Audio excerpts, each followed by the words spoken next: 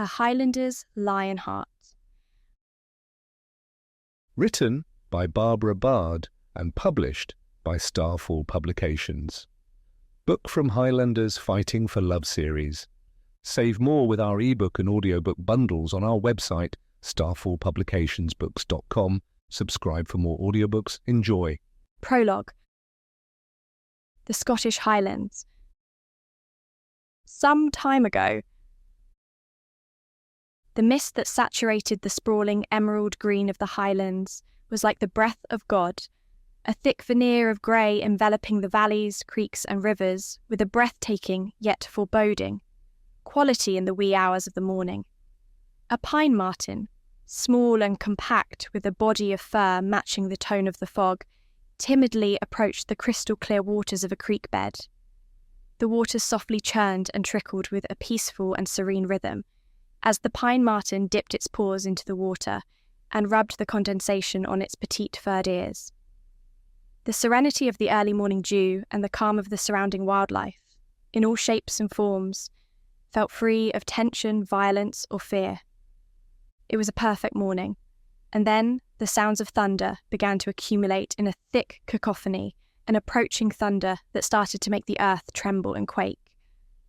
4 Scotsmen, brothers, strong and sinewy and clad in fur and kilts, rode their massive, virile steeds with a hectic and furious charge through the valley, the ground now shaking underneath the paws of the pine marten and forcing him to retreat to his family, hidden somewhere amongst the brush. The 4 brothers on horseback, all of them sporting long auburn hair and thick facial manes to match, shouted and turned east toward a dip in the terrain. They were covered with thick beads of sweat, with 2 of them sporting wounds on their hands, and cheeks flowing with ribbons of ruby-red blood from the scuffle they had engaged in with the 7 English noblemen, pursuing them from 50 yards away. "Stop!" one of the chainmail-clad noblemen shouted after them. "All of you!" The brothers gritted their teeth and kicked at the sides of their steeds as they charged toward an outcropping that ascended upwards toward a derelict castle that was burned down by a pair of their fellow countrymen, not more than a year ago. The largest brother, a man by the name of Lachlan, grabbed the youngest brother, Finlay, by his collar and pulled him in close. "We cannae outrun them," he said with a huff, the nobleman now closing in on them from 30 yards out, one of them drawing a bow and arrow and preparing to take aim.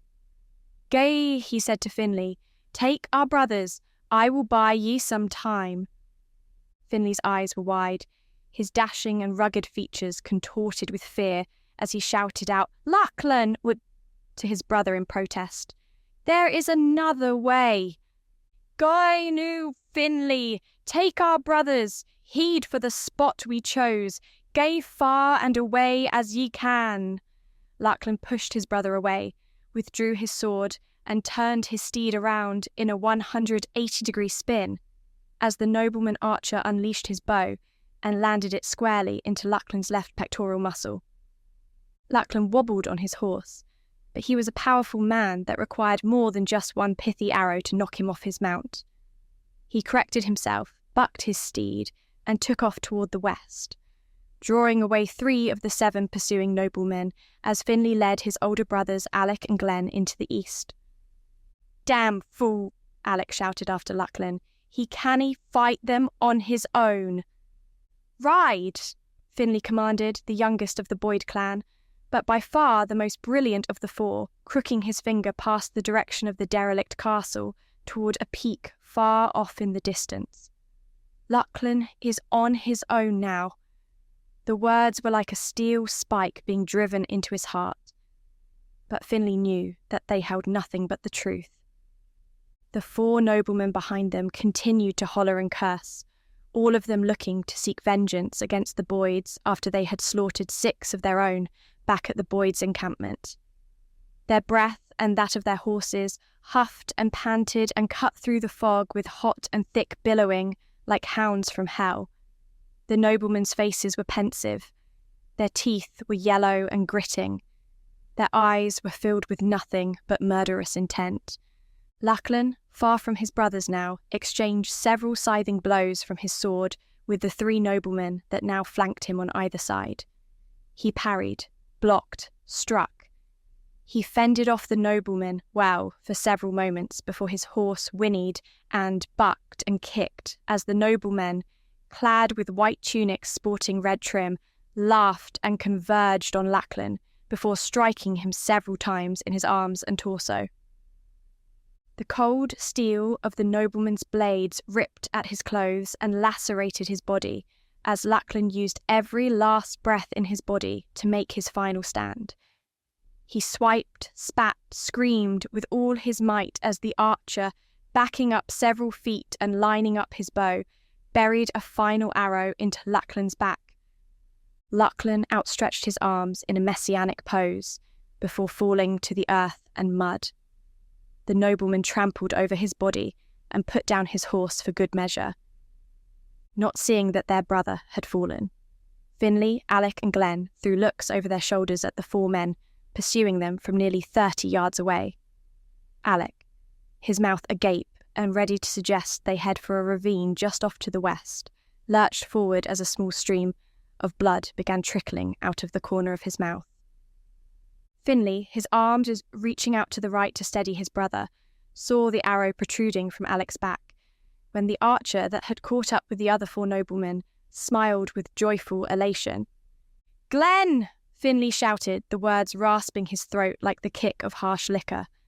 Glenn, his blood boiling and causing the veins in his head to protrude, withdrew his sword with his left hand, a hatchet stuffed in his belt with his right, and looked at Finlay with a grave and lethal glint in his eye, one that Finlay knew all too well. "Dinny, Glenn!" Finlay shouted. "Stop!" But Glenn was committed. "Flee, Finlay," he said. "Go far away from here." He then turned his horse and rode toward the north, 2 of the 5 noblemen breaking off with 3 left behind to now pursue Finlay. "Bastards!" Finlay gritted through his teeth. "Ye all shall pay, all of ye." Alec, raising the hatchet high over his head, squared his focus on the archer as the archer prepared to shoot an arrow into Finlay's neck. As the archer drew back the bow and prepared to tenderly release his grip on the arrow, Alec threw the hatchet square into the man's skull, knocking him off his horse. 2 of the noblemen on either side of him broke off and drew their swords as Alec raised his own to strike. But he was cut down from a strike to his sternum that ended his life in the quickest of moments. Finlay witnessed his last surviving brother fall as the final nobleman, bearing down on Finlay, began swinging a flail around in a circle above his head. Finlay knew that the spike balls tethered to a wooden handle would surely split him in 2 if he didn't do something quick. As the nobleman crept up alongside him, Finlay leaped off his horse, knocked the nobleman from his own, and corrected his posture before taking control of the horse's reins. Finlay had impressed even himself as the nobleman with the flail tumbled along the ground and broke several of his bones in the process. "Gay! Gay!" Finlay ordered the beast as its hooves trampled and tore up the grass and dirt of the Highlands in thick chunks. He cast a look over his shoulder and saw that none of the other noblemen were pursuing, assuming now that he was far from their sights as he headed towards the coastline his brothers had picked out on the map.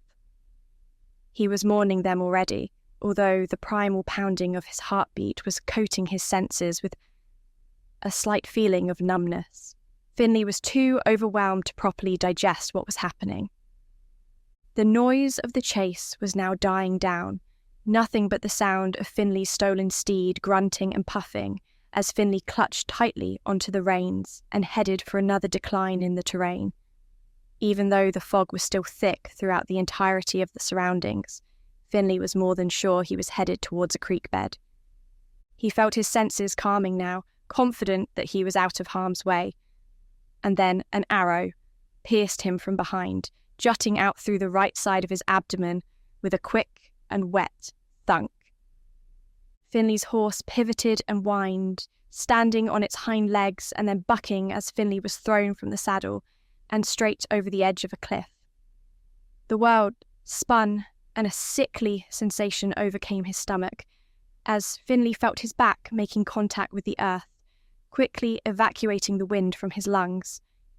He then rolled over himself, everything around him like a blur, as Finlay fell head over feet and back over belly down a 40-foot drop that ended in a churning river that cut through the valley. With a splash and of a cold sensation now chilling his skin, Finlay came to rest in the water and felt himself being pulled in the current downstream. The chill of the water quickly shook Finlay out of his haze. He spat the water that was choking him out of his mouth and brushed his hair back with his fingers as the sounds of the noblemen became audible off to the right. Desperate, Finlay searched for something in the river to hide behind as the speed of his flow through it began to hasten. On his left, Finlay spotted a cluster of blackthorns grouped together. He shot out his hand, waited for the current to pull him closer, and then clutched onto them with a tight handful of the shrubbery. "This way!" a nobleman shouted off in the distance as Finlay pulled himself from the river, threw the clothing covering the upper parts of his body into the river, and half ran, half stumbled his way towards an opening of a cave. As Finlay quickly ducked inside, the noblemen appeared on their horses at the edge of the cliff. They scanned around the area for any signs of Finlay. One of them pointed. "Look, over there!" Finlay saw the men pointing at the cluster of clothing he had thrown into the river, far enough from the noblemen from the current's pull that it would be easy for any man to mistake it for an actual living person. "This way!" the archer yelled, guiding the men as he charged away from the river and informed them that they could cut the bastard off at the other side of the valley. Finlay waited for several moments until the sounds of the hooves pounding the earth had dissipated, stuck his head out, and wearily made his way further into the tunnel. Finlay walked 4 feet before collapsing to the ground, his gaze quickly falling to the arrow that had pierced his right side. Both ends of the arrow had broken off, and now only the mid-section was lodged into his abdomen as the wound then started to profusely bleed.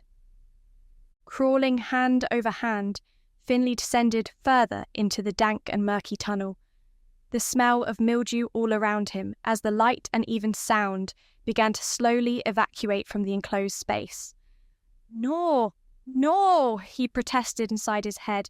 "Ye shall live, lad. Ye shall live. Keep going, keep going." Finlay continued chanting inside his head, his mind and body so wrought with fatigue that even he was unaware of where he was headed. His hand slapped the smooth rocks of the cave, echoing slightly as his vision blurred. His energy became depleted and his body collapsed onto the floor of the cave. Finlay's last thoughts were that he was now dying, no longer a member of the living. He then hoped to meet his wife on the other side and prayed that God would welcome him and his now dead brothers into the warmth of paradise with an abundance of love and relief. Chapter 1. "You're just as beautiful as your mother," William said, his weak, weathered hand gently caressing the cheek of his daughter Isla, as he felt the last breaths of his life being pulled into his lungs. "Ye also have her strength. By God, I am so proud of ye, my dear Isla. Only ye can lead our people to salvation." Isla's full and vibrant lips formed into the wryest of smiles. She was proud that her father was pleased, a sense of elation filling her, traced with sadness that came as a result of the knowledge that he was not long for this world. Her father was dying. These were the last few moments of his life, one well lived and serving as an inspiration for their clan, all gathered on the outside of his tent and offering up silent prayers for God to ease his transition into the next life. Isla gently placed a kiss on her father's hand, caressing it as she reached forward and stroked her fingers through his wiry and thinning grey hair. "Rest now, father," she said. "Ye have done mair than ye know for our clan. The fight is nae over yet. The English will not stop until they have driven all of our people out of Scotland." Isla shook her head defiantly. Thoughts of the English nobles who killed her mother and burned her people's village to the ground still burned vibrantly in her mind. "I will not fail our people, Father. I will lead them. I will guide them." William smiled, his eyelids fluttering as he planted 2 fingers to his lips, kissed them, and stroked the side of his eldest daughter's cheek with a fond and gentle demonstration of his love. It was a simple moment, a subtle passing of the torch to his eldest daughter. Though tradition stated that it would be a male heir to William the Laird's leadership, those in the clan knew, without a shred of doubt, that Isla was the proper heir to the throne. Her beauty was her mother's, but her drive and headstrong sense of leadership was a direct inheritance from her father. A tear slid slowly down the side of Isla's smooth, silky cheek, hints of red on her cheeks from the pride and sorrow as she said to William, "Rest now, Father. Be at peace." William then drew a final breath, his chest expanding as he rested comfortably back into the mound of fur that cushioned him. With the slightest of smiles, William exhaled his last breath slowly, closed his eyes, and passed away into the unknown. Isla held on to her father's hand for a full minute, clutching desperately onto their final moments as a family, before resting his arms across his chest and turning solemnly out of the tent. Standing at the head of the gaggle of clansmen and women outside the tent was Isla's brother, Denham, his typically jovial demeanour now slack and dismayed, as Isla embraced him and said, "He is gone. Father is with the angels now." With a full heart and a pair of watering eyes, Denham embraced his sister with his burly frame, as their younger sister, Gavina, just shy of 11 years of age, wedged herself in between her siblings and wept quietly into Denham's broad-barreled chest. The entire clan, just shy of 50 members, gathered in a huddle around Isla and her siblings, ready to pledge their allegiance to the new leader of their clan, Lady Isla. Laird William was burned on a pile of wood, not more than an hour after he had passed. Silence had overtaken the clan as they watched the smoking timbers of the fire burn and consume the man that had led them away from slaughter, the smoke billowing and rising as it escorted his soul to the heavens. Isla felt numb, still processing her father's death while simultaneously debating internally on how and where she was going to lead her clan. Denham, hands clasped in front of him as Gavina held on to the tail of his tunic, nodded toward the fire. "Father mentioned an area deep in the Highlands," he said just shy of a whisper. "Are we to proceed on the same course?" Isla nodded. "The area is far from the rule of the English. It is more than a suitable destination for our people to live a free and happy existence." A respectful nod from Denham, his ginger hair illuminated in the blaze of the fire before him. "As you wish, milady." Isla closed her eyelids. "Do not waste the formalities on me, brother. I accept Father's designation as leader with the utmost reluctance. Then, ye must embrace all that the responsibility entails, dear sister." He gestured to the solemn and slack members of the tribe, gazing on with a tearful reminiscence of the fire. "Our people will now look to ye to make the decisions they cannot. Ye are their leader now." Isla opened her eyes and nodded, reaching over and squeezing her brother's forearm, and thanking God that such a level-minded and headstrong soul as Denham's was on her side. "When should we disembark from this area, milady?" Denham inquired. "In the morrow," the lady replied. "They deserve a night's rest. We are far enough away fae the English that we still have some time." Another nod. "I will consult with the able-bodied men of the clan. We will set about organising the caravan for our departure." He placed his hands on her shoulders. "But promise me one thing, lady." Isla's emerald eyes, the same ones that had encapsulated so many suitors in the past, twinkled in the fire as she looked on her brother's face. "Drink," Denham said with a crooked smile that showed brightly through his red beard. "And drink well." Isla smirked as Denham then produced a bottle, uncorked it and placed it in his sister's hand. They drank to their father at that moment as Gavina looked on with a curious gaze. They drank to their hopes and their futures. Chapter 2. A pinpoint of light entered Finlay's field of vision. Small, a tiny dot. The dot then expanded into an overbearing glow that felt like a beacon of light from the heavens. A groggy and sore sensation overcame his body as he lifted his head and saw the hazy outline of the river where he had been pulled through before passing out inside of the cave. Finlay drew a breath and pushed off the ground, every sinew in his being feeling saturated with a dull, aching pain that would not seem to subside. "Stand," he told himself. "Use your might and stand." Finlay pushed off of the ground, slowly rising as his thick calves bore all of his weight. He rose and rose and rose, and then he collapsed back onto the earth, his cheek flush against the coolness of the rocky cave. "Stand, damn ye," Finlay thought, shaking his head as a pain shot through the centre of his brain. Mustering the energy to stand, Finlay then glanced down at the wound in his abdomen and saw that he was still bleeding. Going off of his instinct and the methods taught to him about self-care from his father, Finlay ripped his tattered tunic from his broad and thickly muscled chest, balled up the remnants and pressed it to his side. He groaned, his skin flushing before turning pale as he got into a crouch and began his slow ascension to the outside of the cave. The sun outside had just risen, and the trickle of the river was calming and somewhat easeful to Finlay's senses as he scanned around for any signs of the noblemen. They must be gone for here. Slowly inching his way toward the river, his mouth parched and lips chapped, Finlay approached the churning waters. His legs became weaker, his newfound sense of energy quickly subsiding as he fell to his hands and knees and reached out for the river just a few feet in front of him. Drink. Drink! Finlay scooped a handful of water, bringing it to his parched lips as an odd buzzing sensation filled his ears.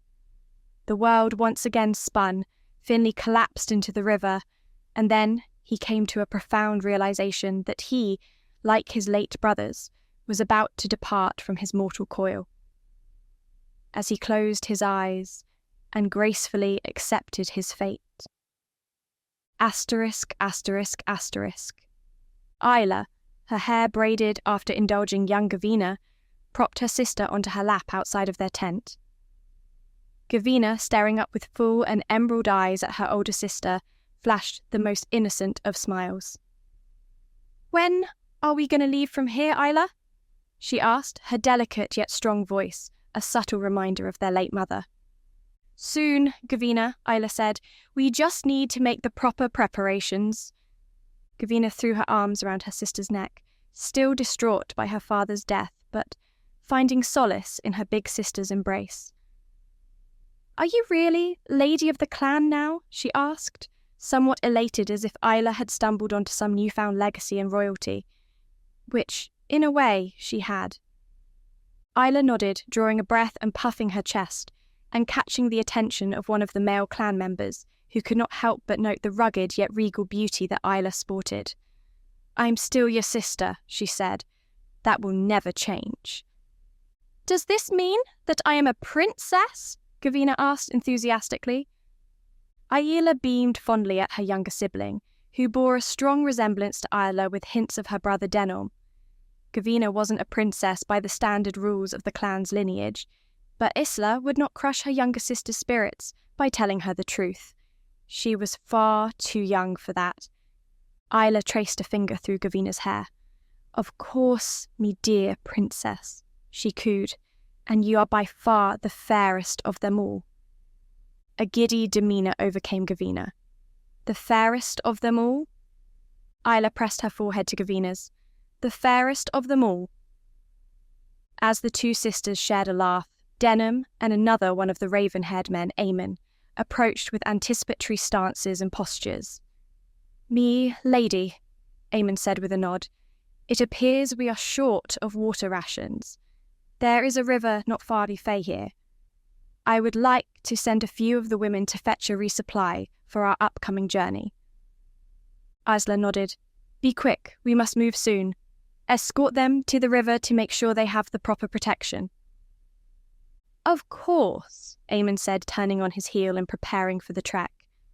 Gavina perked up. Can I gae with them? Isla shook her head. I need ye here. Those nimble hands of yours are too valuable. Gavina huffed and hopped off her sister's lap, somewhat defiant and puffing her chest as she moved toward the inside of the tent. I have more sense than that wallop Eamon. It should be me who leads this expedition to the river. Denham let loose the loudest belly laugh he could muster, bracing himself on his knees as Gavina crossed her arms and entered the tent. Gavina, Isla scolded. She sounds like mother, Denham noted through his laughter. Isla looked at her brother.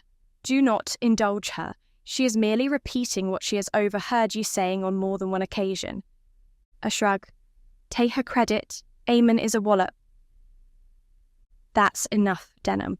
Send Eamon on his way. And make haste. I shall set about organising the caravan. With a wry smile, Denham nodded and turned away. As ye wish, me lady. As Eamon and two of the women mounted their trio of horses, Isla stood and surveyed the members of her clan, her people, her family, her responsibility. She could sense that something lingered for them out on the horizon, a new journey awaiting them all. She just could not discern yet if that feeling was hope or fear. Eamon and two of the women from the clan approached the riverbed. Eamon carefully and studiously scanned the surroundings for any signs of unfamiliar faces. After making the women wait for several moments for him to give them the go-ahead, Eamon nodded toward the river and dismounted his horse. Be quick, he said as the women fetched leather canteens with spouts to fill with water. We are short on time. The women straddled both sides of the river, both of them hastily filling the canteens with as much water as they could carry. Eamon walked along the lake, one hand resting on the sword strapped to his side as his booted feet crunched the gravel beneath him. As the women set about filling the canteens, his mind wandered to thoughts of the future, now in the hands of Lady Isla. He was not used to operating under the rule of a woman, but Isla was not just any woman. She was the daughter of Urien, the laird of the clan who had preserved their way of life and their people for over a decade. The family that he had raised were by far the most competent and headstrong people he had ever met. If his fate and that of his clan had to rest in the hands of anyone, he was more than at ease with the notion that Lady Isla was the one who now controlled their collective destiny. Eamon then opened his mouth to get an estimate on how much longer the women needed to fill their water rations, when a high-pitched shriek came from behind him, near some shrubbery resting adjacent to a boulder jutting out of the river. With a hustle in his step and his broadsword drawn, Eamon raced back to meet the women and shouted, "What is it?" before stumbling across a sight he had not anticipated finding. A man, strong and big with a muscular body that looked like something that the Greeks had mentioned in their folklore. "A dead man!" the woman shouted, dropping her canteen and grabbing onto the other woman for comfort. "He is dead. Look!" Eamon, crouching down to get a better look at the dead man in the river, saw the wound in the man's abdomen and the generally pale nature of his skin. He then reached down, pressed 2 fingers to the man's neck, and felt a weak but still very much beating pulse fighting to pick up in rhythm. Eamon turned to the women. "Fetch me horse," he said, sheathing his sword. "Now." Chapter 3. "What is that noise?" Denham noted as his hand crept towards his weapon, Eamon approaching in the distance on his steed with the 2 women he took with him in tow. Isla said nothing as she squinted to make out the commotion. As Eamon and the horses approached, she could see what looked like a corpse straddled to the back of his mount, a distraught and frantic look on Eamon's bearded face as they came to a halt just outside her tent. "We found him by the river," Eamon said, dismounting and gesturing for Denham to help him remove the body from the back of his steed. "He is still alive." The rest of the clan, still in the process of breaking down their camp, gathered around Eamon and the horses as Denholm assisted in pulling the half-dead man off the back. "Gavina," Isla said to her sister as she approached Denholm, "get inside, right now." "But, Isla, now, I said..." Gavina retreated into the tent as Denholm and Eamon carried the body towards Denholm's dwelling, resting next to Isla's. Isla approached the man and saw a fluttering of his eyelids, his rugged and handsome features stressed by whatever ordeal he had gone through. Who is he, she thought, encapsulated by his features and unnerved by his overall condition? Who is this man? Isla examined his body, spotting the wound in his abdomen, and knowing immediately from the shape of the injury that it had undoubtedly been the result of an attack by a nobleman archer. "Should we fetch Ella?" Denholm inquired as they moved the man toward his tent, referring to the most medically inclined of all the villagers, their unofficial but still competent healer that had saved many of them from dire fates on more than one occasion. "Aye," Isla said, haste in her tone. "Aye, quickly!" Denholm shouted out for Ella as they moved the man aside his tent, Isla ordering the others away as they laid him on a fur-coated cot, and heard him mumbling something that no one could make out. "He has a fever," Eamon said as they stood back from the cot. "I dinna think he is long for this world." "Leave Ella to decide that," Isla said as she crouched by the man's side. She looked at his face, a few cuts and scrapes across his cheeks and temples that were still struggling to heal. "Do you recognise him?" Isla asked Denholm. Denholm got alongside his sister and took a moment to examine the man's face, scouring his brain for any trace of a description or name that would coincide with the half-dead man in front of him. "I'm nae certain," he said, looking at the tattered appearance of the man's clothing. "He must be fae another clan. The Wallaces. The Bairds, perhaps." Ella, a petite young woman with flaxen hair and a pensive and fearful expression, approached the man on the cot and did a quick assessment of his condition. "He has lost a lot of blood," she said. "We must fetch the arrow from his wound as well." She looked up at Eamon. "Fetch me supplies, quickly." Eamon retreated from the tent as Isla crept in closer to the man on the cot, intrigued and frightened by his overall state. She found herself drawn to the man in front of her, a notion that confused her and encapsulated her all at once. The man then began twitching, his skin turning red as the onset of a fever began to take hold. "Glenn," he mumbled. "Lachlan." "What is he saying?" Denholm inquired. Isla did not reply as she watched the man writhe from the pain on the cot. Going off of instinct, and recalling what her mother would do when she was sick as a child, she reached out her hand, gently placed it on the man's firm and sculpted pectoral muscle, and pressed down with soft maternal pressure. Before we continue into the story, do us a favor. Like this video and hit the subscribe button because it helps very much with YouTube's algorithm. If you want the audiobooks ads free, visit our website and select our bundles to save more. Thank you again. Now back to our story. The man on the cot, after a moment, ceased his twitching and mumbling, rested back and fell back into a slumber. "It will all be all right," Isla whispered into his ear, unable to help herself from soothing a man whose name she did not even know. "Rest now. You're safe." Chapter 4. The remnants of the arrow lodged in Finlay's abdomen had been removed. The wound had been cleaned and cauterized, his fluids had been replenished, and 2 whole days had passed as Ella stayed at his side and slowly but surely nursed him back to health. Ella had been unsure over the course of the first day if Finlay, whom they referred to as the Strong One, would survive his wounds. A lot of blood had been lost. His body had been battered and bruised to its maximum limits. Ella had applied various tonics and ointments that she had compiled over the years to his various scrapes and cuts and made it a point to change out the bandages on the wound on his abdomen twice daily to stave off any kind of perversion from outside elements. "How is he?" Isla asked on the second day as she entered the tent, Finlay in a deep slumber and snoring complacently on Denham's cot. Ella nodded. Better no, his wounds are healing at a good pace. He must still rest, though. Isla sighed. We may nay have the time. How long does he need? Ella contemplated. He must at least rest another day. Isla turned and left the tent, Denham waiting for her with Gavina tethered to his side. We have a problem, me lady, he said gravely. Speak. Our scouts have spotted noblemen approaching us from the east. They are only a day and a half's ride away. Isla shook her head. We must move soon. How quickly can ye and your men dismantle the camp? A few hours, me lady. No more. A nod. Do it as fast as ye can.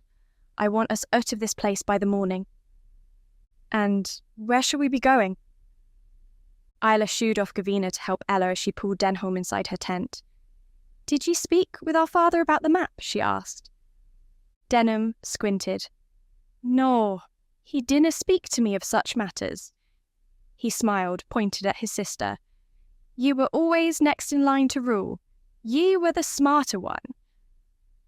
Where I lacked brawn, ye sure as the skies are blue made up for it, me dear brother.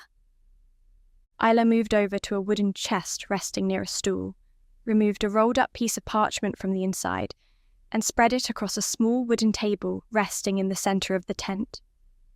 Look here, she said, pressing down the corners on the edges of a map of Scotland. Father did plan this some time ago.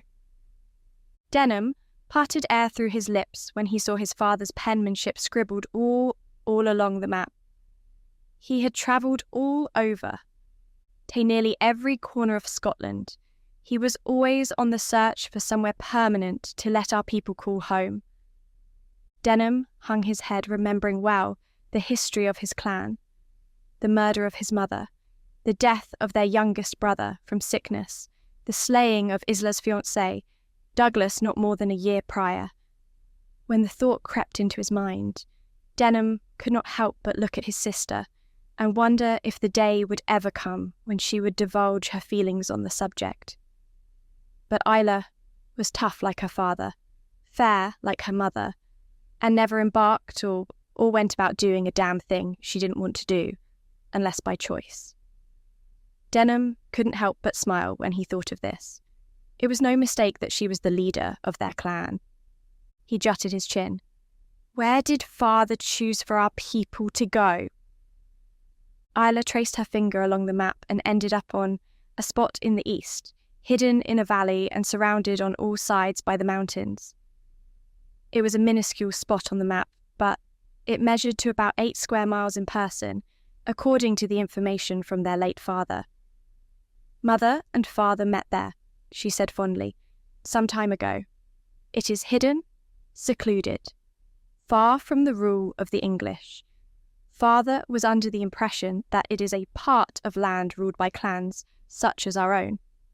While we may encounter an instance that requires negotiation with other clans, it is still a place that will welcome us all with open arms. The same can be said about the Sassenach. Denham took a moment to study the map, plotting the course in his head and deducing how the caravan would be organised to reach said location. It appears to be about a week's ride, he said. Isla nodded. Father claimed the same. There is only so far we can scout ahead, however. The Sassenach might be awaiting us somewhere along the trail. It is a risk that we must take. If we stay here, we are as good as dead. Denham exhaled, counting the number of able-bodied fighters in his mind and tallying that they had about 20 men in total that could wield a blade and fight. So, be it, he said, accepting his sister's plan. I shall make sure the men are ready. Before Isla could offer up a reply, Ella entered the tent with an eager demeanour. He is awake, she said. The strong one. Asterisk, asterisk, asterisk. Isla entered the tent and saw the ruffian sitting up, nursing a cup of water with herbs that assisted with his healing, as she took note of the scarring and bruising along his tattered but still very much developed and sinewy build. He was a large man, but Isla could sense a gentle quality about him. What is it, she thought? What is it that is so compelling about this man?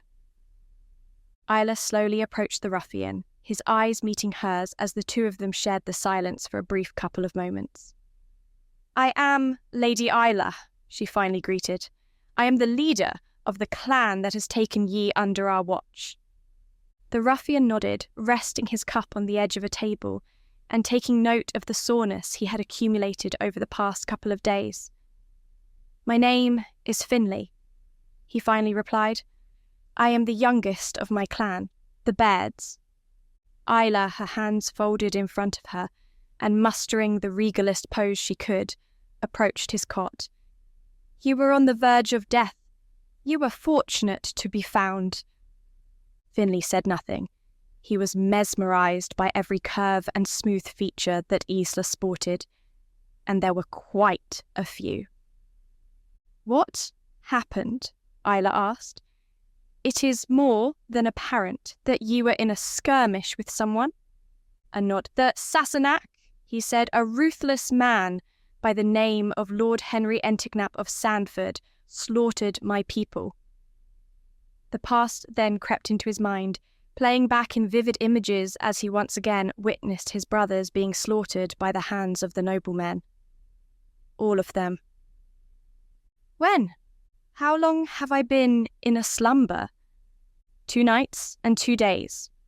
You were discovered near a river not far from here." Finlay sat completely upright, his pectoral muscles now jutting out like a pair of thick and sculpted stones, resting above a cut and smooth abdomen. Isla could not help but draw a breath as she looked upon his godlike build.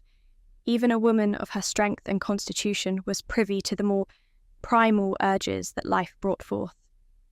"Can ye tell me," Isla said, "where ye came fae? What does it matter?" "It matters because I am responsible fae me people, and I shall not let any person or clan or king get in the way of making certain that I ensure their survival." She took a step forward. "All of them." Finlay took a moment to soak in the woman's words, conviction behind every syllable she spoke. He had only seen such gusto in the men that he knew and had known. This woman, he thought, whoever she is, her stunning beauty is superseded by a will that no man can extinguish. Finlay wanted to stand, but he was not yet well enough to do so. "My brothers were all killed," he said, his focus now on the ground in front of him. "All of them. Nay, more than 2 days ago." Isla could empathise, her past a shadowy reflection of Finlay's. "I'm sorry," she said, all the sincerity in the world behind her words. "There is a man," Finlay continued.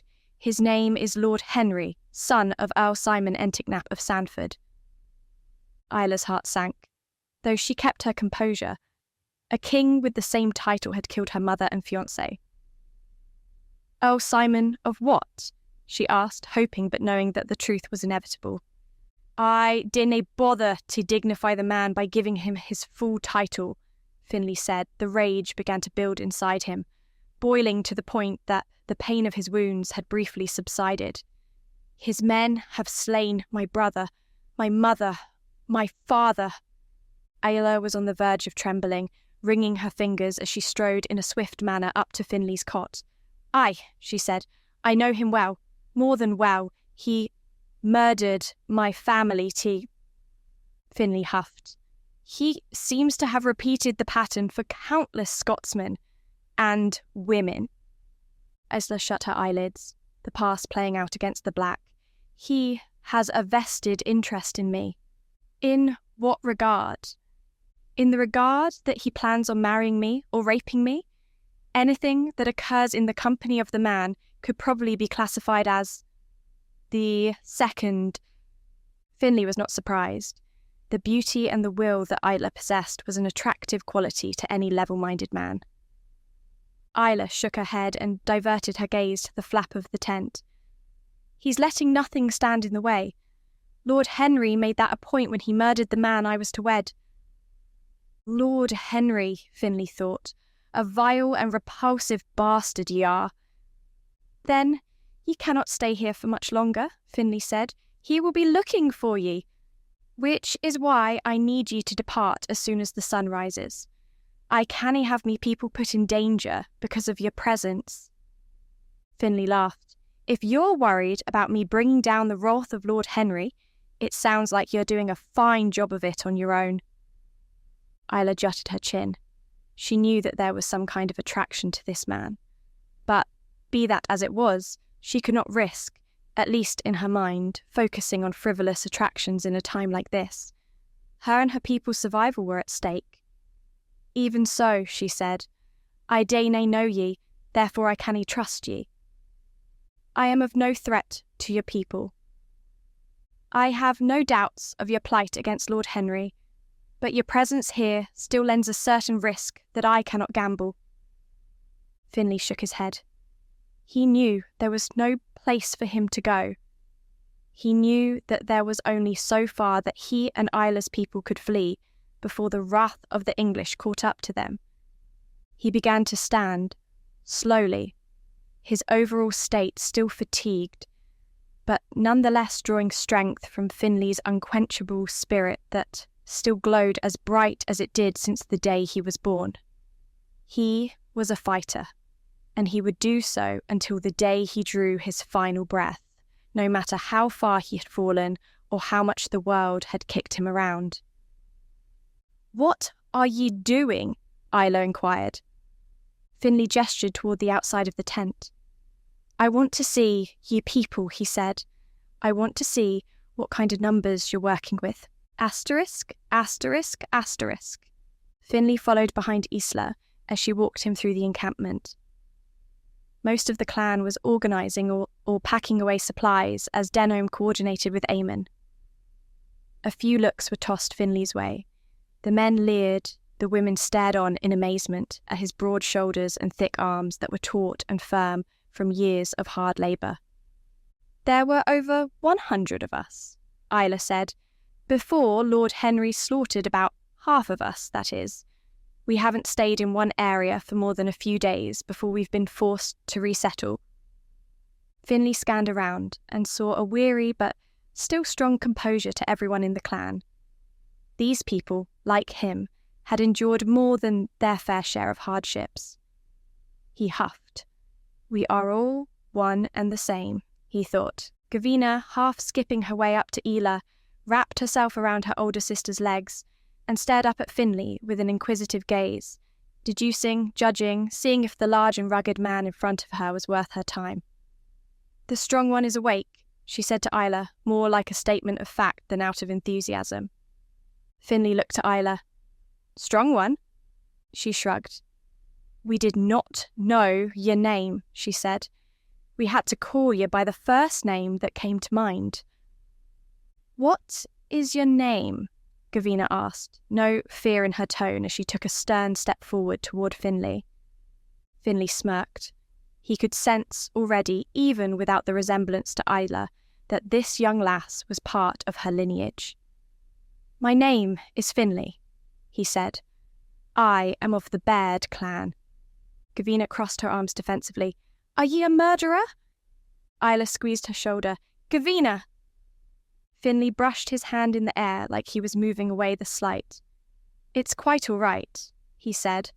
"My appearance is no doubt a factor in her coming to such conclusions." Gavina shook her head. "No," she said. "Ye are not a murderer. Murderers don't talk like that." "I am not, little one, I can assure you." He got down on one knee. "What is your name, young one?" Gavina tilted her head up and gazed at Isla, awaiting her approval. Isla nodded, and her younger sister then said, "Gavina, my name is Gavina." "A pleasure to meet you, Gavina." "Are you staying for long?" Finlay opened his mouth to reply, but was cut off by Isla. "No," she said. "Finlay Peard cannot stay here. He has a long trek ahead of him."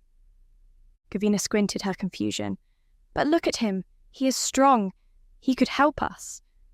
Finlay looked at Isla. "She is not wrong, Isla." "Lady Isla," Gavina said, crooking a finger. "She is royalty now."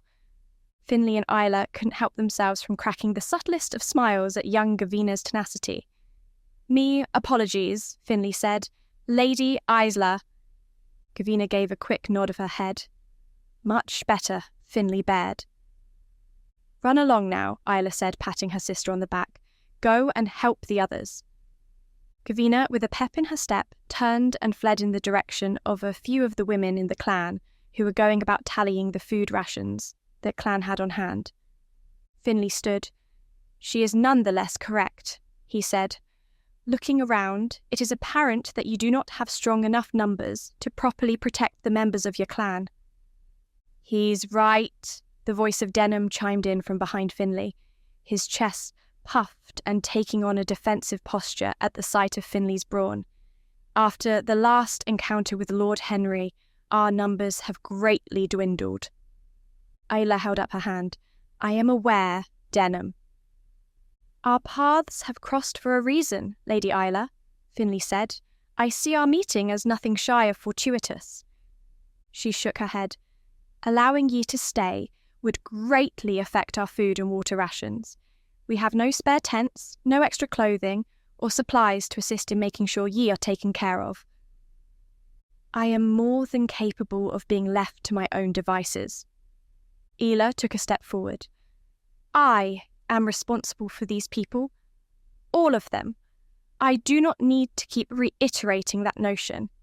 "Then use me," Finlay said, hands together in a pleading manner as he gestured around the camp. Look at where we are. Lord Henry intends to slaughter all of us.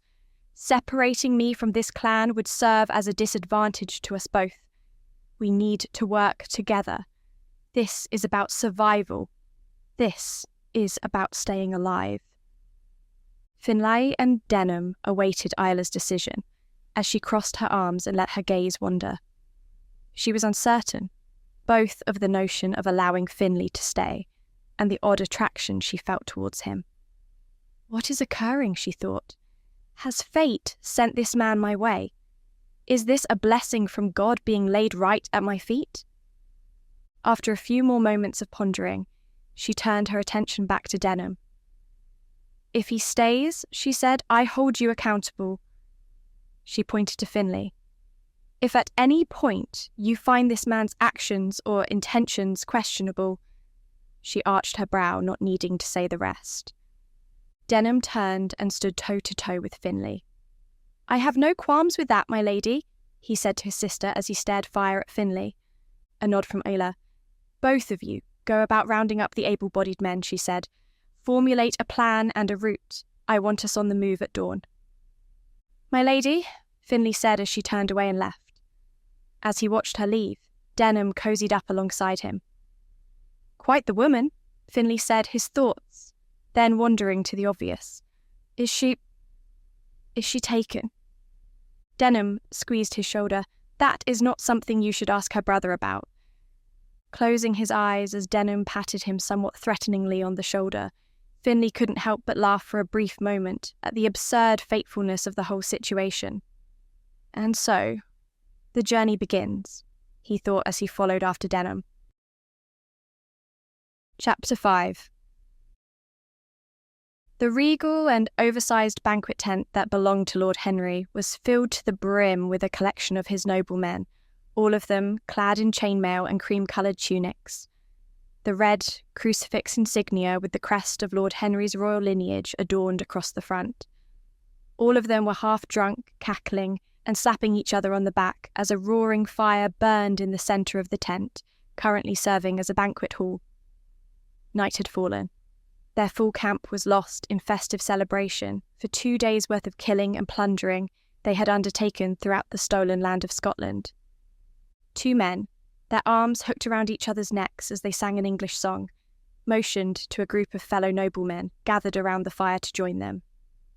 "Raise your drinks, gentlemen!" one of them yelled with a drunken inflection.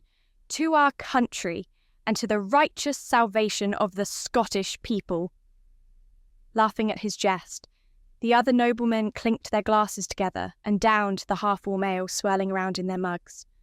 These were uncaring men who lived and died by the will of a ruthless and vile man, hunched over a map not far from the banquet hall, in his plush and comfortable dwelling, filled with all the finest furniture and trimmings that his father, the great Earl of Sandford, had ordered other men to bend over backwards to acquire. Lord Henry was a tall man, thinner than the broom handles used by his wards to clean his tent on an hourly basis. His teeth were more crooked than his morals, and a pair of beady eyes, sunken far into the almond-shaped skull of his head, stared on lecherously at the great map of Scotland in front of him. "My lord," the man to his right began, a strapping and lean nobleman with a litany of kills under his belt and desire to accumulate more. "Our men have charted our route to catch up with the villagers we encountered several weeks prior. However, our scouts are still searching the area to get a sense of their exact whereabouts." Lord Henry, always sporting some taste of a crooked smile on his thin, liver-coloured lips, parted them with a smack and said, "Because those rat brains of theirs are starting to catch on," he said, always viewing the Scotsman of the land like some kind of less evolved animal to that of the English. "They are starting to learn our movements." Laird William of Isla's clan looked not long for this world after our last encounter. A smile from Lord Henry. "I would not be surprised if the wretched old bastard has already departed from his mortal coil. It was foolish of him not to give me what I wanted when I asked for it." Lord Henry's smile then curved into a frown as he thought of Isla. He desired her. He wanted her. His entire life, Lord Henry never experienced an instance where he was not catered to, where his every desire and whim was indulged by his father, even when it called for the execution of other men, for instances like a subtle verbal slight in the courtyards of his castle in England. And then he met William, the laird of Isla's clan, a man who refused him even upon death threats to his people and his daughter. But Lord Henry, not one to take nay for an answer, set about slaughtering as many members of the clan as possible after William shunned his offer of land, riches, and titles that would be honoured by the king for a lifetime to come.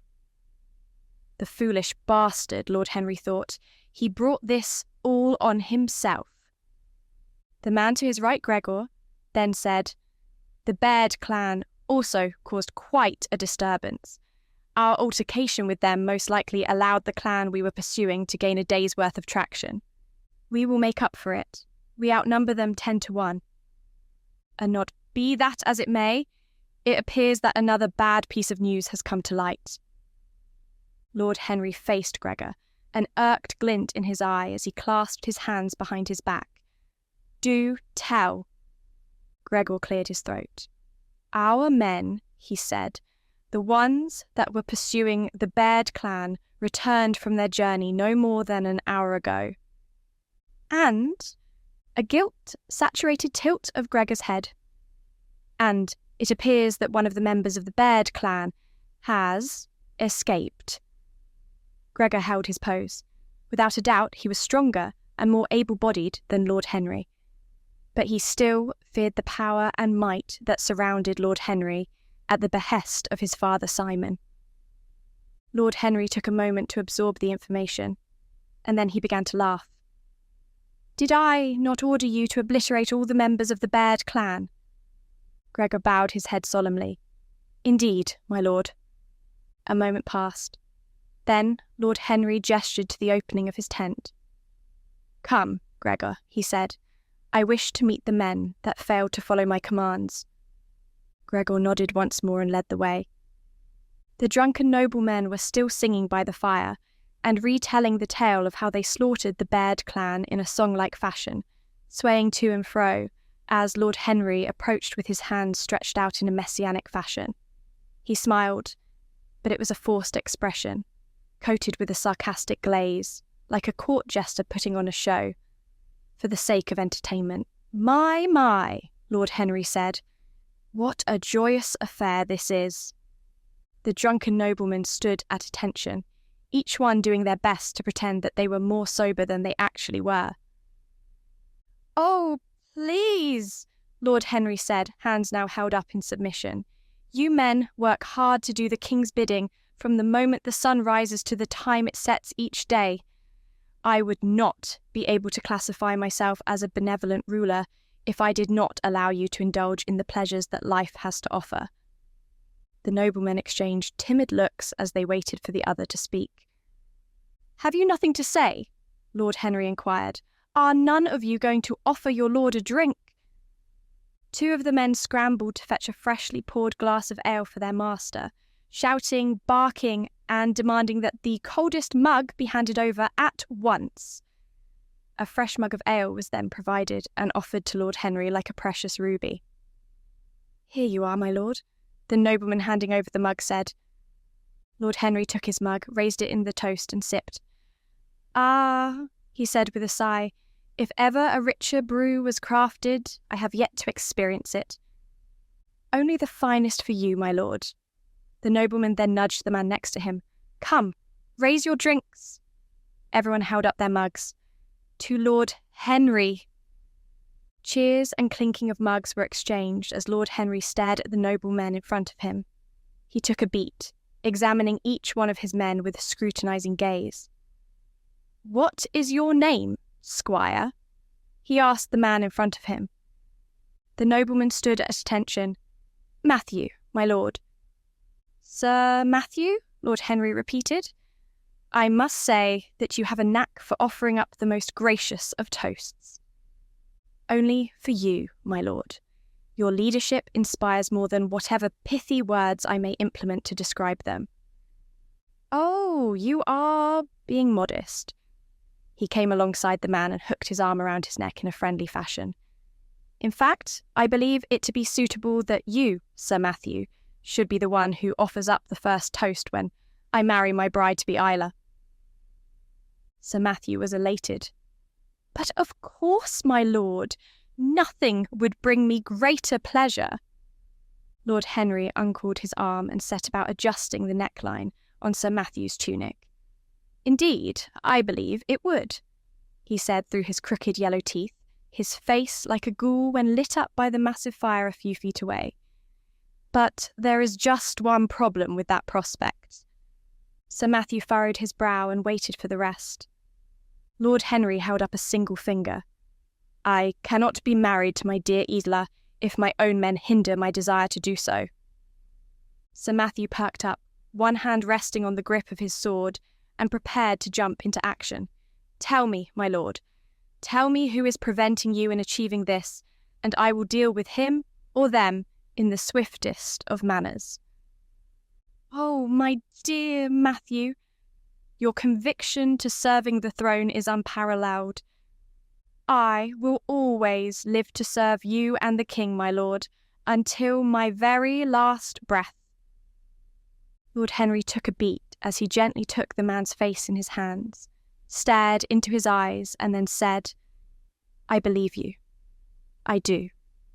He leaned in close, as if he were preparing to tell the man a secret. "However, your worthless methods in executing this loyalty have cost me time." Sir Matthew's face took on a pale complexion, swallowing and feeling a tremble overcome his body. Lord Henry squeezed Sir Matthew's face with a tight pressure as he shook his head. "You have cost me time," Lord Henry repeated. "Men, wealth, and most importantly of all, my patience." Sir Matthew stammered. "My lord, I failed to kill the Baird clan." We killed most of them, my lord." "Yet my orders were to kill them all. Were these not the instructions that were relayed to you?" A nod from Sir Matthew. "So, this means you failed me," Lord Henry continued, his grip still on Sir Matthew's face. Sir Matthew had nothing to say, still shaking and feeling as if he were on the verge of passing out. Lord Henry then released his grip, stood back and sighed. "Fret not, my dear man," he said a little more relaxed. "What transpired cannot be undone, though my orders to hunt down the remaining member of the Baird clan still stand." A dutiful nod from Sir Matthew, his breathing a little easier as he stood at attention and said, It will happen immediately, my lord. I promise you we will not fail this time. You won't, Lord Henry said, because you are no longer in charge. In a quick flash, Lord Henry produced a blade 2 inches long, swiped it left to right in front of him, and slit open Sir Matthew's throat. As Sir Matthew bled and the men around him scattered, Lord Henry lifted the heel of his boot, planted it into Sir Matthew's chest, and kicked him into the fire behind him. As every inch of Sir Matthew was ignited and a primal and horrific scream evacuated from his lungs, Lord Henry cleaned his knife, placed it back in its sheath, and turned to face Gregor. Gregor, staring at the burning nobleman writhing on the fire, looked at Lord Henry with a somewhat neutral gaze. Yes, my lord? Find that member of the Baird clan, and my future bride. He nodded over his shoulder at the burning nobleman. Otherwise, you can join Sir Matthew in the fire as you bleed out. Understood? Gregor puffed his chest. Of course, my lord. Consider it done. Without saying another word, Lord Henry retreated to his tent and dwelled on repulsive and illicit thoughts of Isla. His men, still drinking, watched Sir Matthew burn to death on the fire, while a pungent and overwhelming stench of burnt human flesh filled the air around them. Chapter 6. Finlay checked the bandages covering his still healing wounds as the morning sun warmed the back of his neck, his strength and his senses returning to their normal peak levels. He felt sharp, awakened, operating with his normal brute strength and mental tact that had been passed down through several generations of his clan. Finlay felt his heart weigh heavy as the thought then crept into his mind that he was the last one of the Baird clan still left standing. They will pay, he thought, almost like a prayer to his fallen brethren. Every Sassenach bastard responsible will pay. Finlay secured the saddle on the steed loaned to him by Isla, patting the horse's mane in a bid for the steed to become accustomed to his touch as he felt a presence approaching from behind him. Finlay, the voice of Denham called out. Finlay turned and let his eyes meet the emerald green hues of Denham's. Denham, he replied. Denham hooked his fingers in his belt as he scanned around the encampment, every member of the clan in the final throes of packing every item, parcel of food and piece of parchment around them. Finlay could sense the tension in the air and finally said to Denham, Is there a thought lingering on your mind? A nod from Denham. A tad, aye. Would I be safe in coming to the conclusion that it pertains to myself? Another nod from Denham. I was searching through the history in my head, and I came to the profound realization that ye and I have crossed paths once before. Finlay turned around to face Denham. Aye? Aye, 2 summers ago, not far fae here. I hope that it was a cordial encounter. It was. I met your brothers, Lachlan and Alex. Finlay felt the weight in his heart double in size. He had no words to follow the feelings. Denham took a step forward. I just wanted to say, he sighed, that I'm sorry for your loss. They were good men. The Baird clan was well revered by me father. He considered your brethren to be friends of ours. And who was your father? William. His name was William. Finlay recalled the name, but only fragments of the stories about William that he overheard from his brothers. Nodding, he extended his hand. Denham then grabbed onto his forearm and embraced in a shake as the 2 men found themselves holding more respect for the other than they did when they first met. As they finished their moment of bonding, Isla, dressed in a woolen jacket to stave off the Scotland chill, gestured toward the caravan forming behind her. It is time to move, gentlemen. Half a day had passed since the caravan began its trek through the Highlands. The noon sun was high in the sky, casting a heavenly glow across the wind-licked grass beneath their feet. A solid formation of people, moving in 2s and 3s on horseback, trotted through a sprawling terrain ripe with the greenest scenery that God could paint, a pleasant and serene quality surrounding them, like the inevitable calm before the storm. In the lead, Finlay rode alongside Isla, Denholm not far behind with Gavina on his saddle, as people began stretching and adjusting their weight from their burdensome journey. "Would ye like some water, my lady?" Finlay asked as he produced a leather flask Denholm had provided to him before they disembarked. Isla shook her head. "No, thank ye." Finlay smirked. "Your lips looked parched, my lady." "I am quite capable of knowing when I need a drink, Finlay." He shrugged, pocketed the flask. "As ye wish, my lady." "I do wish you would stop calling me by that title." "It is your title, though, is it nay?" She turned her head and met his gaze. "Are ye attempting to humour me, Finlay Baird?" "Perhaps a little." "Well, I'm finding it a little difficult to find solace in your jests.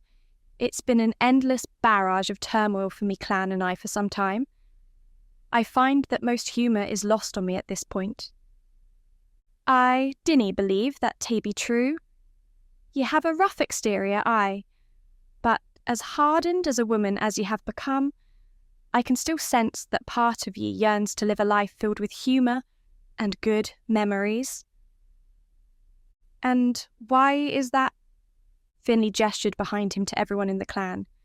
"Because all of us are. Every Scotsman from shore to shore looks forward to the day when we can live lives free from turmoil, guilt and oppression. We have had to fight for some time, aye, but the spirit of the Scotsman is one founded on good graces and good memories. We all want to find our home. We all want to start new lives filled to the brim with pleasant memories." Isla's mind wandered as she absorbed Finlay's words. She could more than empathise. Her life was one that had been filled with grief and countless sour memories to fill several lifetimes. "Part of our pride comes from our spirit to fight, our drive to do better. The fighting spirit is what defines the Scottish Finlay Baird."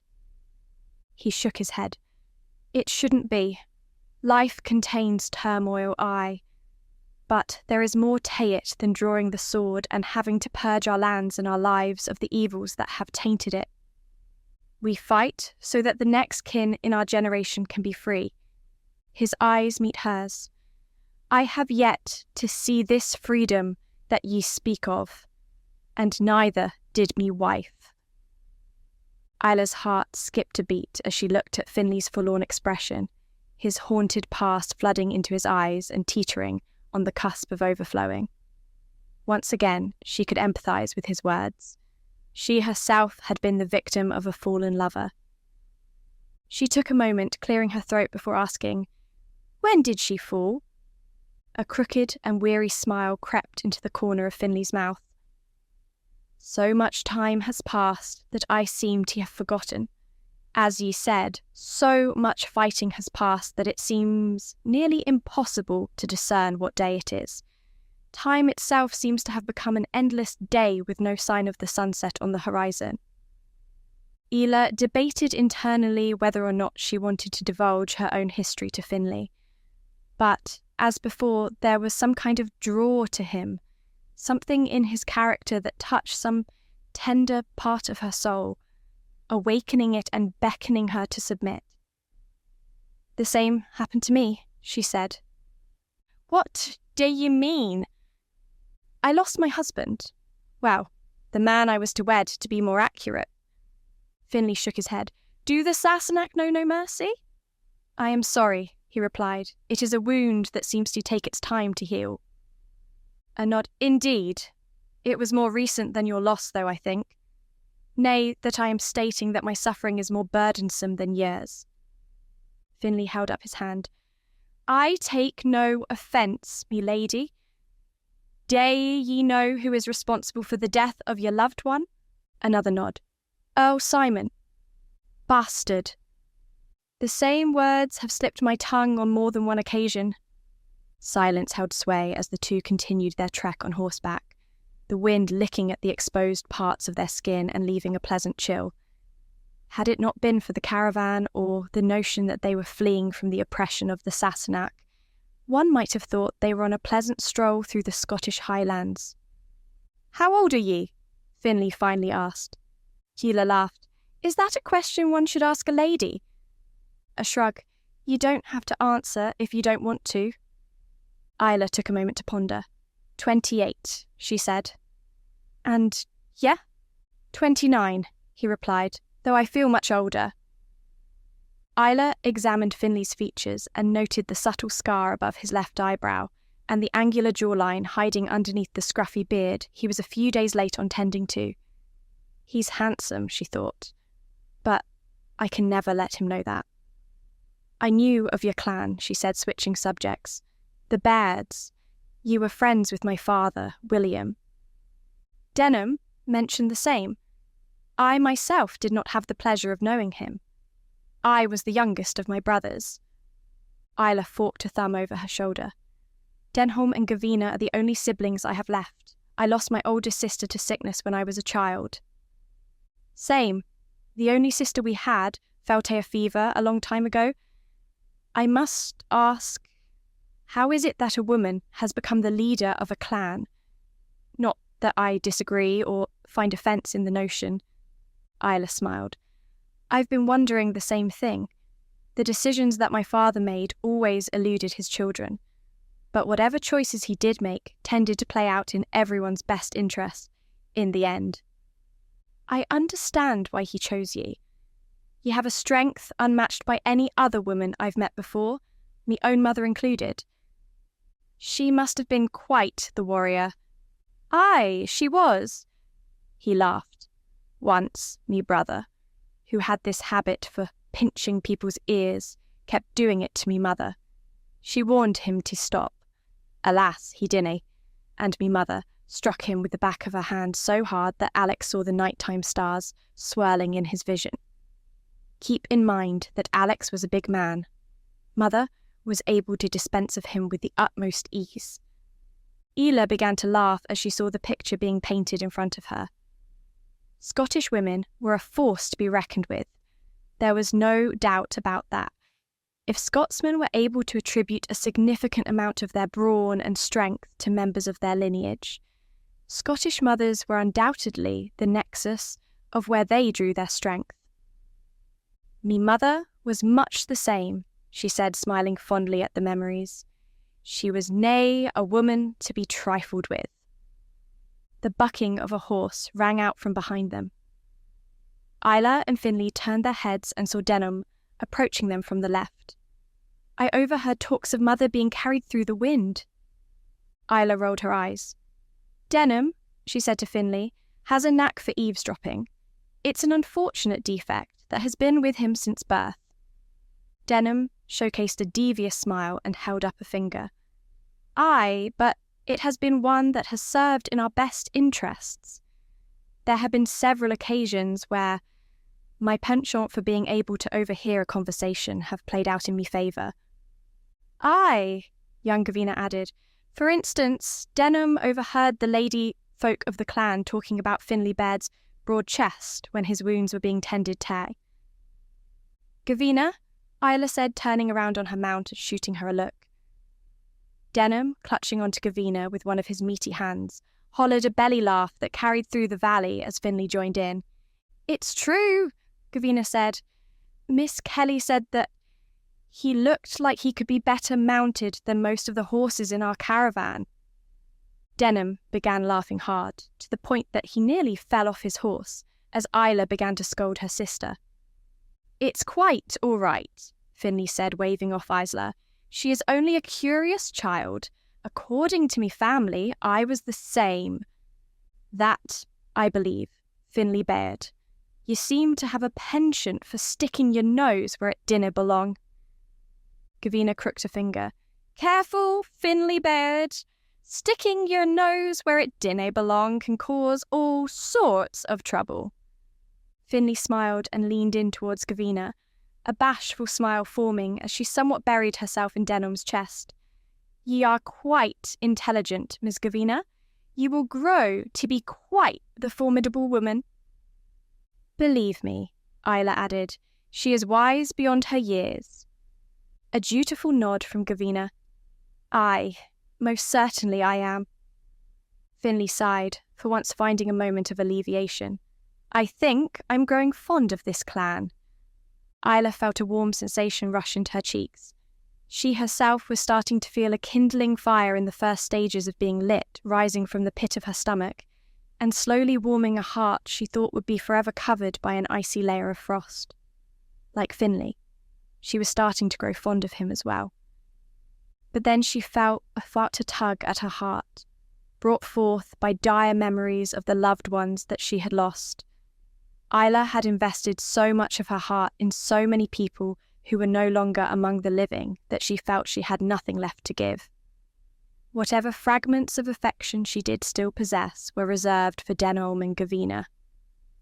Nay, she thought, ye are entertaining notions that canny be indulged. Her eyes drifted and landed on Finlay's rugged complexion. This man is an ally, nothing more. This will be a relationship built on survival, nothing more. Once we are free of the Sassenach, we will go our separate ways. Lifting her head high, Isla said nothing more. Finlay could sense that she was once again reserving herself and embraced the silence as Isla held the intention of keeping this a relationship forged and defined solely by survival. But somewhere deep down inside of her, a morsel of Isla knew that she was fooling herself. Chapter 7. The caravan stopped in the middle of a dip in the valley as the sun was setting in the west. A weariness hung over most of those in the clan, with Finlay, Denholm and Isla still holding on to a significant amount of energy, eager to continue their trek as far away as they could from the Sassenach. Time was of the essence, their plight to outrun Lord Henry growing more dire as time dragged on.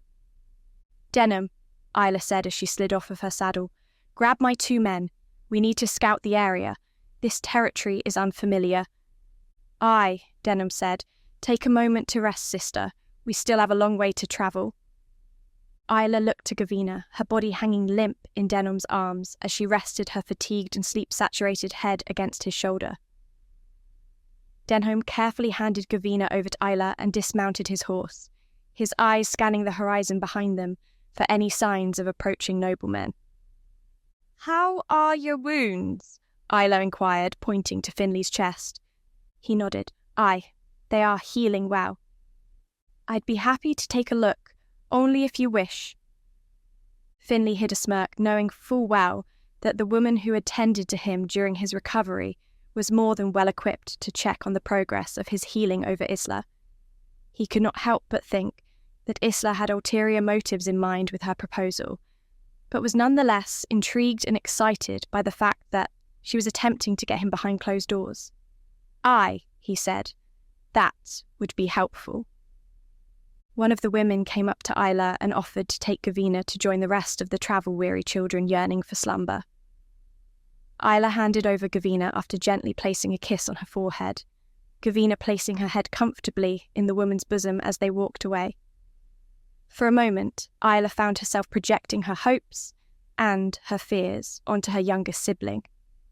Would ye care to take a walk? Finlay inquired. Isla gave the subtlest of nods as she lingered toward her clan, everyone dismounting and setting up camp as she took note of the tall mountains flanking them on both sides, the dim, golden glow of the sun cutting through a peak and painting the entire valley with a rich hue that only God himself could concoct. Finlay came up beside Isla, mesmerized by the display of beauty in front of them, and seeing golden rays of light adding a glow to her already stunning and encapsulating features. It's quite bonny, Finlay remarked, hoping that Isla would think he was taking notice of the surrounding scenery when, in fact, he was speaking of her own beauty. It is, Isla said, for once appreciating the land that she was fighting to protect. Me father met me mother not far from this place. He was fleeing from a nobleman who was trying to wed me mother. Isla turned her head. Lord Henry is attempting to do the same with me. Part of me thinks that I have endangered me people due to his infatuation.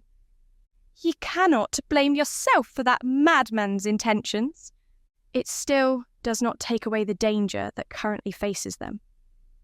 I do nae proceed to tell ye how to go about leading your people, but I can tell ye that dwelling on the elements that ye canna control will only lead to bouts of madness.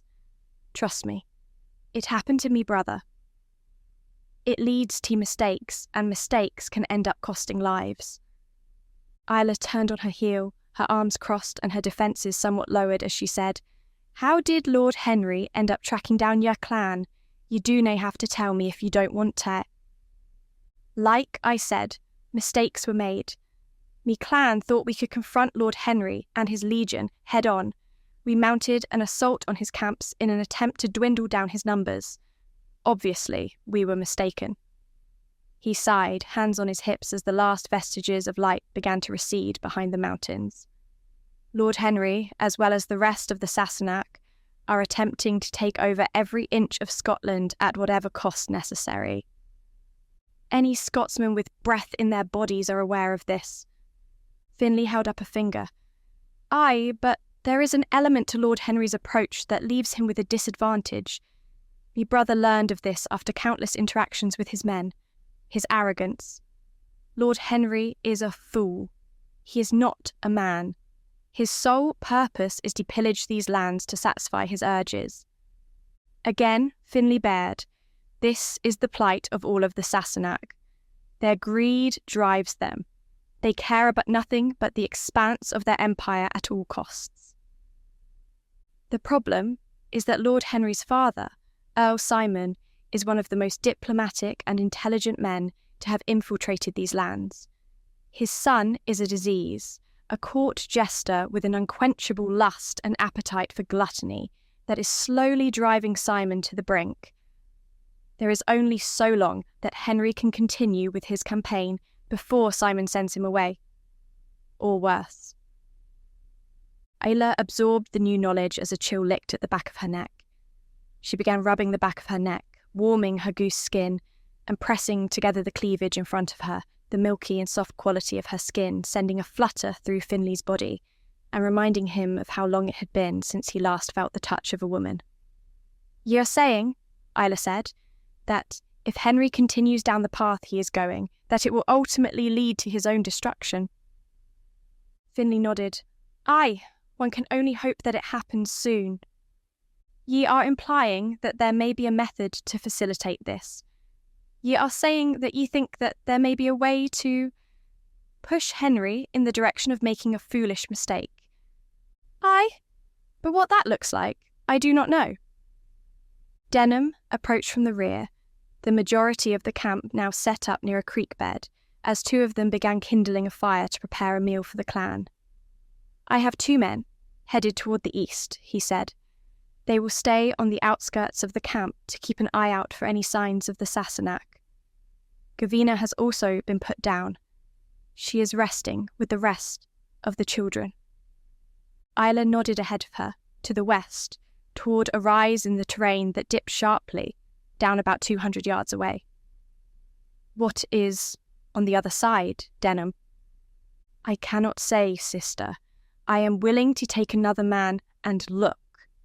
Isla's eyes then turned up to Finlay, a sly smile forming as she uncrossed her arms, turned toward her steed and said, "I believe that Finlay Baird and I are more than able to handle this. Are we not, Finlay?" Finlay returned the smile. "Lead the way, me lady." The hoofbeats of Finlay and Isla's horses pounded in rhythm against the terrain. Night had fallen, and the twinkle of the stars overhead and the moon centred high in the sky offered a cascade of silver illumination throughout the land. "Oh, Finlay Baird!" Isla taunted, her horse a few yards ahead of his. "I thought you were an able-bodied rider." Finlay shook his head, the dip in the terrain leading toward the unknown location on the other side, straight ahead of them. He played into Isla's taunts, bucked his horse, and started racing Isla towards the decline in the terrain. The two of them, though they weren't aware of it, were smiling. In many ways, it felt like the early stages of courtship. two young people of the Scottish Highlands, indulging in nothing more than each other's company, and temporarily escaping from the harsh realities that lived with them on a day-to-day basis. Finlay was hot on Isla's heels as he struggled to gain on her. There was no showmanship, no attempt to let her think she was besting him. The fact of the matter was that Isla was, as many people had stated it before, a formidable opponent.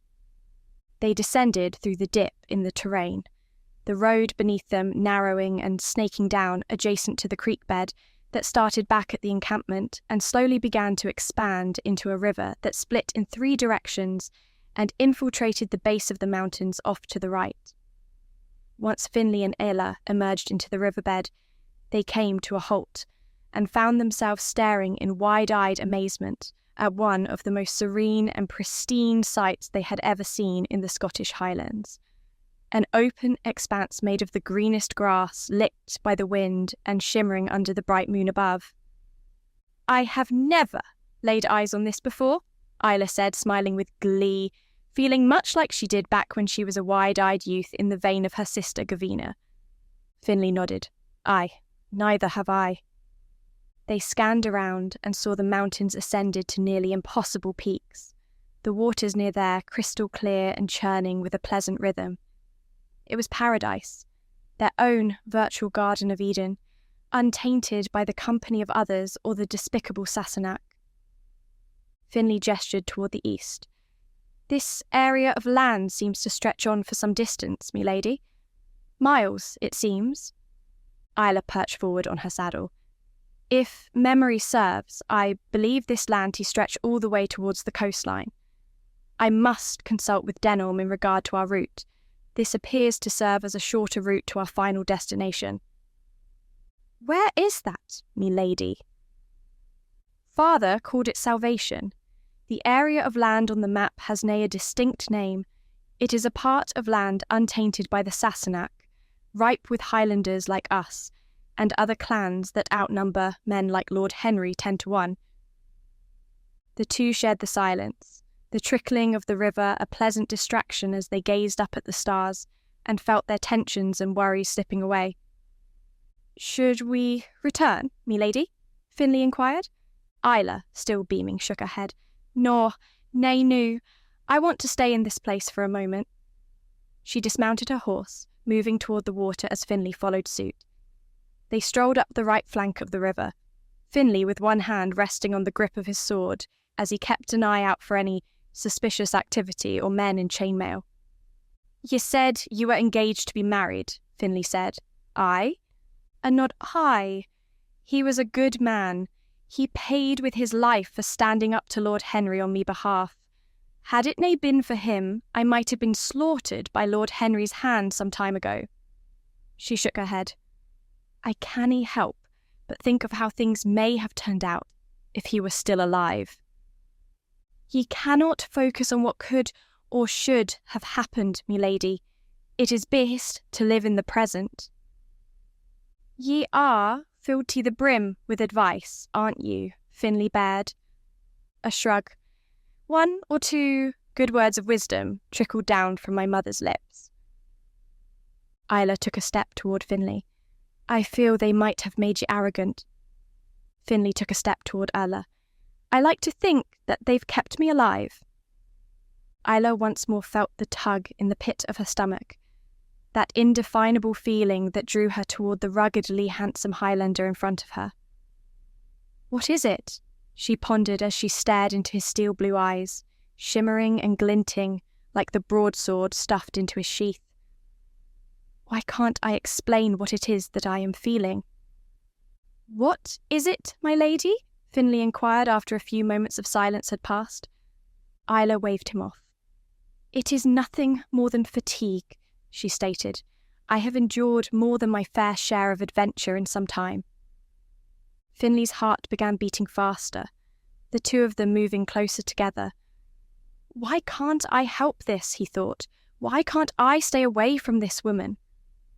The indefinable magnetism that drew them together was intensifying, their primal urges and desires causing their skin to flush and their breathing to increase in intensity. neither could help it.